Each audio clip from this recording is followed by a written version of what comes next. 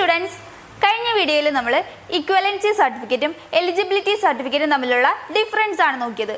ഇന്നത്തെ വീഡിയോയിൽ equivalency certificate എങ്ങനെ അപ്ലൈ ചെയ്യാമെന്ന് നോക്കാം. ഇക്വലൻസി സർട്ടിഫിക്കറ്റ് ഇഷ്യൂ ചെയ്ത് വരാനായിട്ട് ആദ്യം നിങ്ങൾ ഹയർ സെക്കൻഡറി ബോർഡിലെ ജോയിന്റ് സെക്രട്ടറിക്ക് ഒരു റിക്വസ്റ്റ് ആണ് കൊടുക്കേണ്ടത്. അതായത് നിങ്ങൾ NIOS ജോയിൻ ചെയ്ത ഇയർ, നിങ്ങൾ പാസ് ഔട്ട് ആയ ഇയർ, നിങ്ങളുടെ ഹയർ സ്റ്റഡീസിന് വേണ്ടിയിട്ട് ഇക്വലൻസി സർട്ടിഫിക്കറ്റ് ഇഷ്യൂ ചെയ്ത് തരണം എന്നുള്ള രീതിയിലായിരിക്കണം ഈ ഒരു ലെറ്റർ തയ്യാറാക്കേണ്ടത്. ലെറ്ററിന്റെ കറക്റ്റ് ഫോർമാറ്റ് ഡിസ്ക്രിപ്ഷൻ ബോക്സിൽ കൊടുത്തിട്ടുണ്ട്. അപ്പോൾ അത് നോക്കി കറക്റ്റ് ആയിട്ട് ലെറ്റർ തയ്യാറാക്കുക. ഇനി ലെറ്ററിന്റെ കൂടെ കുറച്ച് ഡോക്യുമെന്റ്സും കൂടി അറ്റാച്ച് ചെയ്ത് വെക്കണം. അതെന്തൊക്കെയാണെന്ന് നോക്കാം. ഫസ്റ്റ് വൺ എന്ന് പറയുന്നത് നിങ്ങളുടെ NIOS അറ്റസ്റ്റ് ചെയ്ത സർട്ടിഫിക്കറ്റിന്റെ കോപ്പി, നിങ്ങളുടെ പ്രൊഫഷണൽ സർട്ടിഫിക്കറ്റിന്റെ കോപ്പി, പാസ്പോർട്ട് സൈസ് ഫോട്ടോ, ട്രഷറിയിൽ പേയ്മെന്റ് ചെയ്ത റെസിപ്റ്റ്, ഇതൊക്കെയാണ് ലെറ്ററിന്റെ കൂടെ അറ്റാച്ച് ചെയ്ത് വെക്കേണ്ടത്.